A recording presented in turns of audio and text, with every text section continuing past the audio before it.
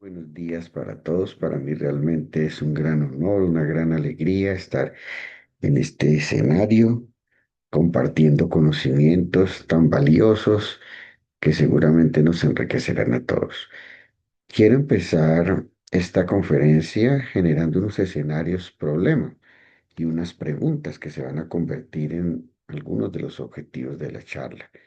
Uno, ¿sabe cuál es la diferencia entre Machine Learning y Deep Learning? Levanten las manos. ¿Cuál es la IA generativa que usan? ¿Saben cuál es la IA generativa que usan? Ya conociendo las IAs, mejora la IA la sistematización visual en cuanto a endoscopia digestiva alta. ¿Qué tan útiles son el CADE como diagnóstico y el KDX como precisión o correlación histológica? Y es por eso que en los próximos minutos hablaré de inteligencia artificial en gastroenterología y endoscopia digestiva alta. Me enfocaré en algunos conceptos básicos de la IA para no expertos, para que tengamos el mismo idioma, algunos elementos de la evidencia científica actual y pondremos algunos casos en la experiencia propia y algún trabajo que estamos haciendo en el momento. Para decirles cuáles son las herramientas utilizadas en esta conferencia, entonces les tengo que decir que las fuentes académicas son PubMed, RIMA, ACG, nuestra biblioteca inteligente, OpenEvidence, algunos software de inteligencia artificial como Notebook LM, Gamma, Gemini, las guías de las sociedades científicas de la Asociación Americana de Endoscopia, de la Asociación Americana de Gastroenterología, de la Asociación Colombiana de Gastroenterología y algunos artículos que salieron en el último año de las clínicas médicas de Norteamérica. Aquí tenemos tres escenarios donde quisiera saber dónde están ustedes. El que nunca ha usado IA, creo que ya todos hemos usado IA. El que ha usado IA ocasionalmente y el que tiene mucha más experiencia en IA. Y mire, pues todos estamos en diferentes puntos, pero todos podemos entender, digamos, lo clave y lo esencial. Lo que es la inteligencia artificial. La inteligencia artificial no es más que la acumulación de datos, en nuestros casos en medicina, pues ser historias clínicas, imágenes, registros, que se le envían a unos software de unos computadores y aprende esos patrones. Una vez alimentados con la información, se aprenden todos esos patrones y después de que se les alimenta con todos esos patrones, relaciones, probabilidades que hace todos esos análisis, hace unas predicciones o genera riesgos, textos, conocimientos, posibilidades. Pero sepamos que hay dos conceptos. Uno, Geoffrey Hinton, creador y profesor de Jean LeCun, son dos autores. Uno dice, la IA no piensa, solamente se alimenta de datos, genera interacciones, unas redes neuronales y genera unas imágenes o unas predicciones. Y otro dice, es posible que con el tiempo alcance a pensar y alcance a ser digamos, una herramienta que tenga su propia vida, pero eso todavía no hemos llegado a eso. Algunos lo denominan la superinteligencia y algunos piensan que nunca se llegará a eso. Sin embargo, ya tenemos algunas herramientas que sin saberlo todos usamos y ya decide por nosotros y sin pedir permiso además. Waze, ¿cuántos de ustedes usan Waze o sus hijos usan Waze? Y analiza el tráfico. Básicamente usted llega de punto A al punto B y lo lleva exactamente por el sitio que él considera mejor, donde hay menos tráfico, voltea a la derecha, a la izquierda. Gmail, en algunos de sus sitios le dice a uno, no, esto es spam y lo bota de unas para spam y basura y no se lo deja leer basado en algunas especificaciones que él mismo ya tiene. Netflix, cuando se está viendo Netflix sale que estos son los gustos para el Diego Aponte o estos son para Sebastián Steven, cada cual tiene sus propios gustos y él va seleccionando y le va poniendo lo que probablemente más le gusta y más va a ver. Y también todos tenemos ya en nuestros computadores, en nuestras chapas, en nuestras cerraduras, lecturas de Face ID o en los mismos celulares. Todo esto es inteligencia artificial. Pero ¿por qué ha crecido esto de una manera tan importante? Primero porque hay una inversión muy grande en este momento, es el ítem en el cual se está invirtiendo más economía en Estados Unidos por encima de cualquier otra cosa en inteligencia artificial y cualquier otra inversión. Datos, hay ya una gran cantidad de datos que tenemos en todos lados, todos estamos exponiendo datos permanentemente y el Big Data, que antes era lo que hablábamos como la gran explosión de datos, pues ya está demasiado grande.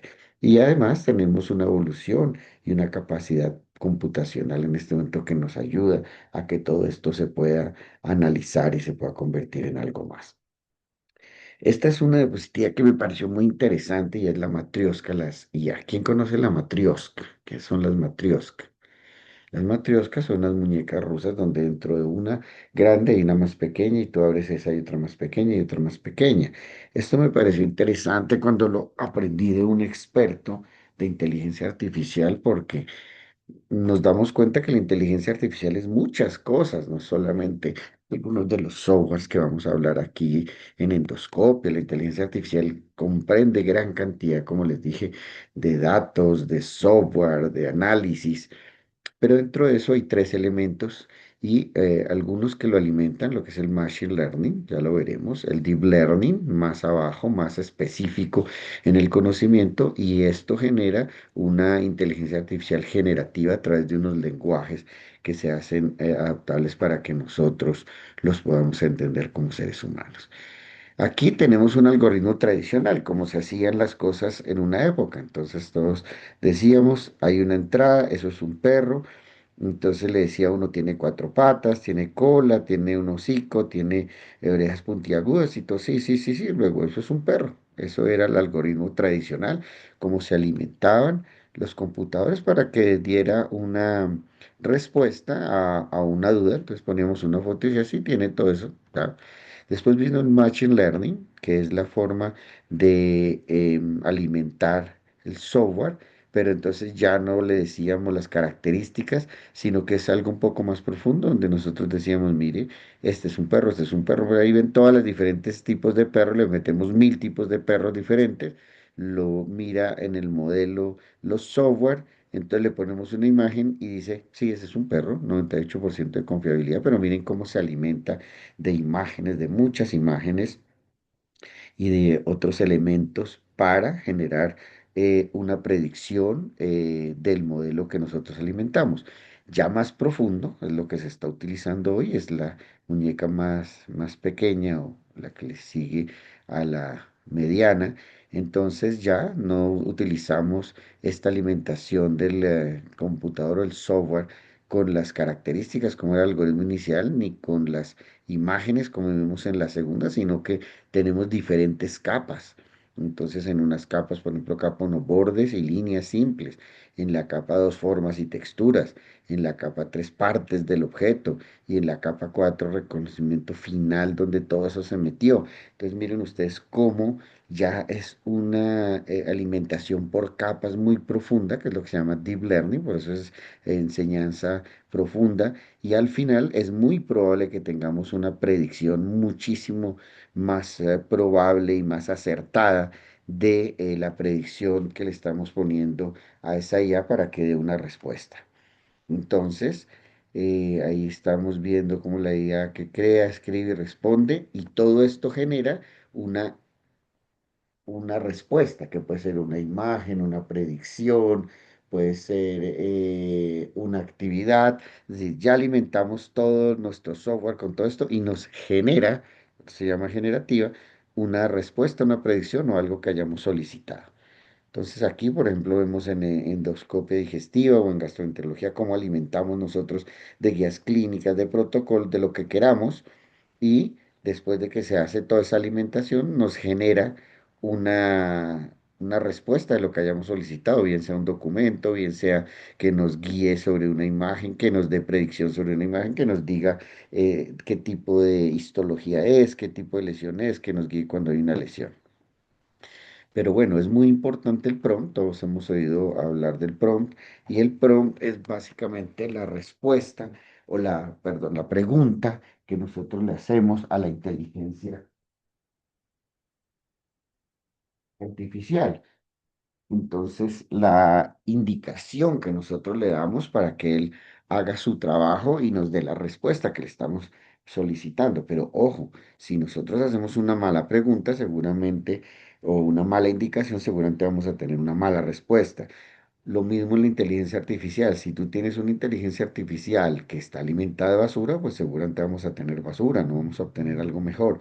Y si nosotros hacemos una buena pregunta, una buena indicación, pues vamos a tener una buena respuesta. Ahora voy a, en la segunda parte, analizar algunas ya desde el punto de vista práctico. Ya aprendimos cosas básicas de IA para entendernos y vamos a utilizar a mostrar algunos de los ejemplos de los software que nosotros utilizamos en el día a día. Este es un software, el software coreano que nosotros utilizamos. Miren cómo esto lo hacemos en el día a día.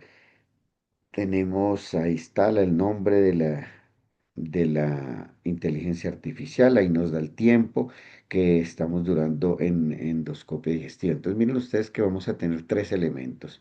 El CADE, que es la detección, el KDX, que es la precisión o la correlación histológica, y algunos el KDQ, que es la calidad. Ya vemos que, por ejemplo, en el tiempo que estamos midiendo es un elemento de calidad. Ahí vemos, por ejemplo, otro elemento de calidad donde vemos un estómago con diferentes áreas. Entonces vemos el área blanca, quiere decir que ya la examinamos, y las negras que no las hemos examinado, como nos falta examinar todo esto y es un elemento un poco de calidad. Vemos algunos elementos ya de predicción, ya no de CADE, sino de KDX, donde me dice ahí puede haber metaplasia gástrica. Y aquí vemos también de KDX una correlación histológica, nos va a decir, como veremos en algunos ejemplos, cuál es la probabilidad de que haya una lesión ahí y con un porcentaje. Entonces veamos, por ejemplo, ya que analizamos eso, veamos algunos ejemplos. Estoy viendo un ejemplo donde estamos haciendo un caso de una endoscopia, hacemos nuestra endoscopia, miren por ejemplo ustedes que ahí estamos mirando el tiempo en el círculo anaranjado, llevamos 2 minutos, vemos el estómago que nos dice, venga, esta persona no ha visto bien en la parte del fondo, ya me devolví, la vi parcialmente, entonces me quedó gris, hasta que yo no la vea completamente no se va a poner blanca. Y ahí estamos mostrando muy bien el tiempo y estamos mostrando en las áreas, me se pone gris donde yo miro, y si ya la vi adecuadamente se pone blanca. Entonces son elementos, digamos, de calidad. Ahí nuevamente no había visto bien la incisura, voy, me devuelvo hasta el fondo, lo miro adecuadamente y ya lo que era gris se volvió blanco y me dice, bueno, ya esta persona vio una endoscopia completa, y entonces me sirve de sistematización y de calidad en la endoscopia. Ahí vimos que ya está blanca completamente, elementos de calidad. Vemos aquí otro elemento ya de CADE. Acuérdense que hay tres elementos: CADE, detección; CADE, diagnóstico; CADE X, diagnóstico, correlación o precisión, correlación histológica; y CADE Q, de calidad. Ya vemos unos ejemplos de calidad. Ahora veamos este de detección, que nos ayuda en la práctica diaria, en el entrenamiento con los fellows. Doctor, ¿esto qué es? ¿Hay una lesión ahí? Es muy probable que muchas de estas lesiones sean vistas sin necesidad de inteligencia artificial, solamente es ejemplo que les traigo, pero en el entrenamiento de los fellows, por ejemplo, que tenemos día a día, dice, doctor, esto no lo había visto, ¿esto qué es? Una lesión que me está marcando la inteligencia artificial, y llega el profesor y lo apoya y le dice, o es un copiloto que nos ayuda a que si nos distraemos en algún momento porque hablamos con la enfermera o porque pedimos una pinza, nos muestre una imagen que es posiblemente se nos hubiera pasado. Aquí tenemos otra de detección, veamos un ejemplo, ahí me está diciendo que hay una lesión, una esofagitis, eh, y ahí me está mostrando el círculo y me dice, ahí hay alguna lesión, analícela, póngale cromoendoscopia, déjela más tiempo, haga lo que quiera, pero ahí hay algo y analice qué es lo que puede estar pasando aquí. Aquí tenemos otro ejemplo donde estamos haciendo nuestra endoscopia y nos está mostrando varios sitios donde nos dice, analicen bien aquí estas áreas no son una mucosa normal, estas áreas están teniendo o alguna erosión o algún tumor o algo que tiene usted que limpiar, mirar, hacer como endoscopia y evaluar de una manera mejor. Inclusive nos puede guiar en un momento dado en la toma de biopsias que estamos estudiando todos estos elementos ahorita. Entonces vemos dónde nos marcó y en ese punto está de acuerdo con lo que vio el gastroenterólogo, tomamos la biopsia. Aquí más ejemplos donde vemos de cada y de cada X, vemos, ahí está el tiempo, ahí está la sistematización, me está diciendo que ojo que ahí puede haber zonas de metaplasia intestinal, muy probablemente sí, unas áreas de metaplasia, y nos guía en este momento con KD X porque nos está tratando de mostrar las zonas donde puede haber metaplasia y estamos tomando las biopsias. Aquí tenemos otro ejemplo, este ya es con el es un software coreano donde está mostrando, analizando esta lesión, ahí parece que hay algo intestinal, se ilumina el anaranjado y nos dice que ahí tiene que haber un análisis, inclusive me dice hay 50% de probabilidades de cáncer gástrico temprano, analícenlo muy bien. Entonces, ahorita veremos la correlación del CAD y del KX, pero me sirve como un copiloto y una ayuda en la endoscopia. Y ahí me está diciendo, ojo, ahí puede haber un cáncer gástrico temprano, no parece ser muy claro y nos da solo un porcentaje bajo. Y arriba me dice, ahí puede haber metaplasia. Y todo esto me está sirviendo para perfeccionar mi diagnóstico. Aquí vemos otro ejemplo donde eh, está mostrándonos nos está, dice, seguramente todos hubiéramos visto esa lesión, pero ahí me la señala. Y estamos viendo en un video que está lento, vemos una lesión, obviamente todos le diríamos una lesión de origen neoplásico, estamos haciendo los cambios de coloración.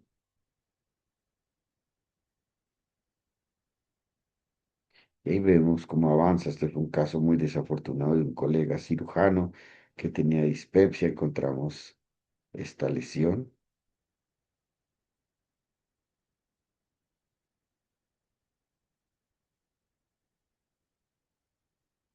y nos muestra no solamente este video quedó muy lento.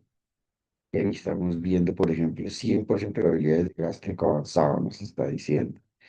Ahí estamos viendo la parte de CADE claramente, donde nos señala todo desde dónde va la lesión. Y la parte de KDX, que es la correlación y la precisión histológica, y me está diciendo 100% probabilidad de ser un cáncer gástrico avanzado. Obviamente tomamos las biopsias y salió una, así, difuso. El paciente fue llevado a una gastrectomía total con condición de cisura y estamos viendo cómo en estos diagnósticos.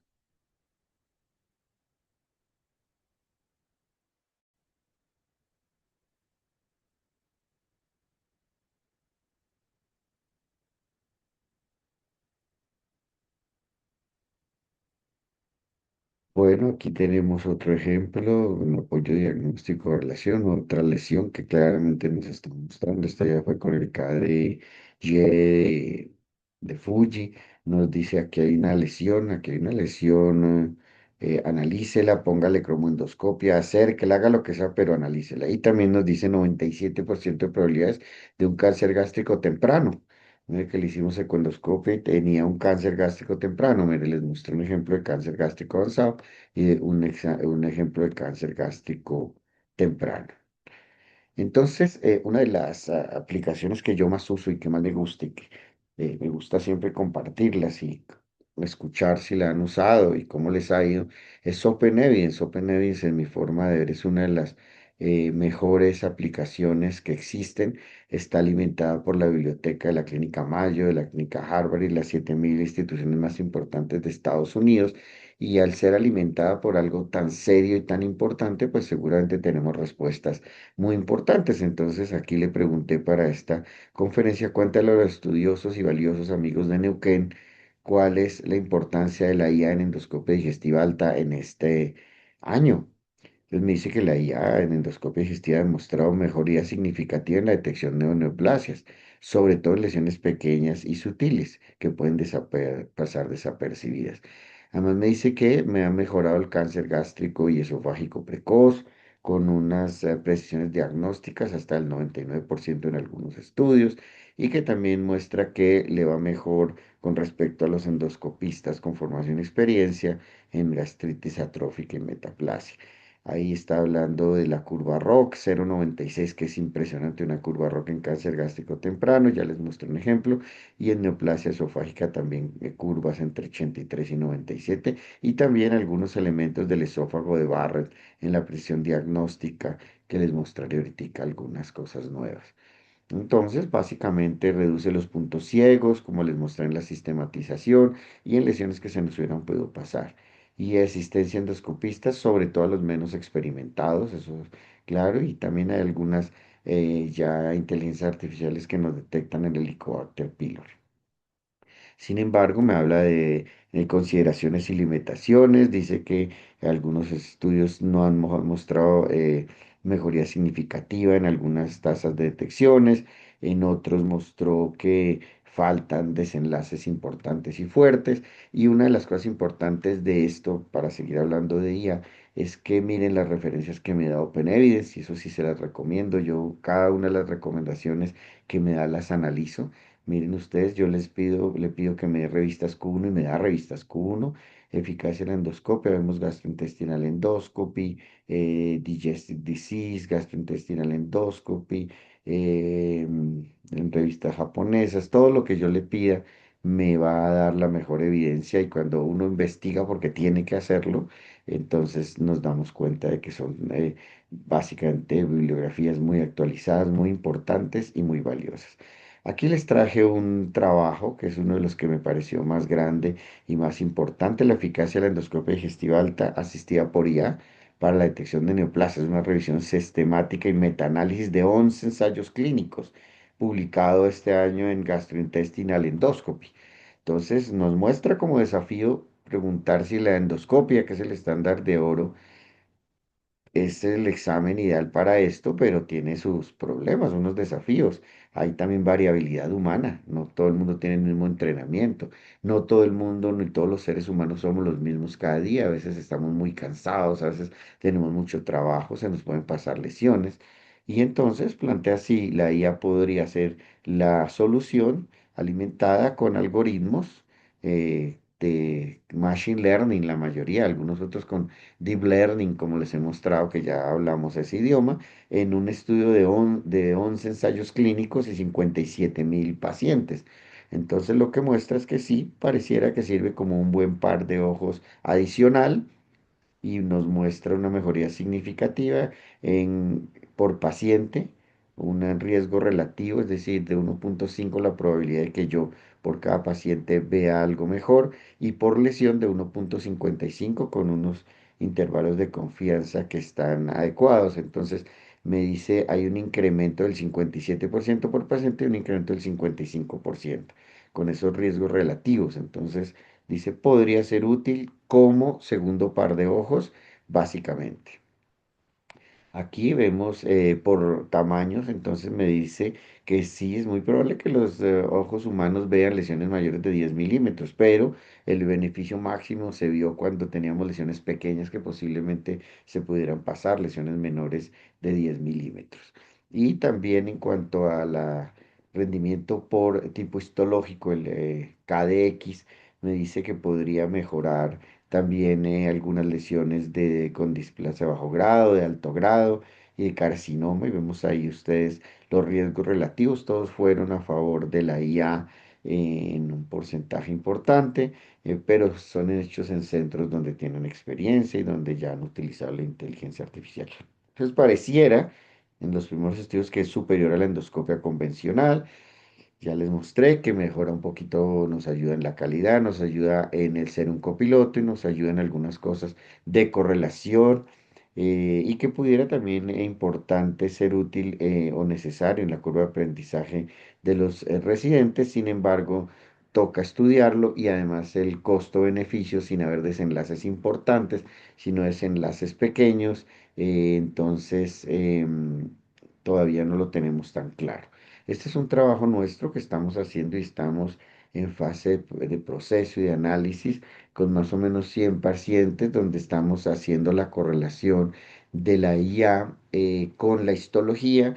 Y lo que sí nos ha mostrado muy bien es que hay una muy buena sensibilidad, es decir, mejora mucho la probabilidad de que nosotros veamos lesiones o que nos llame la atención y nosotros nos dediquemos a estudiarlas mejor.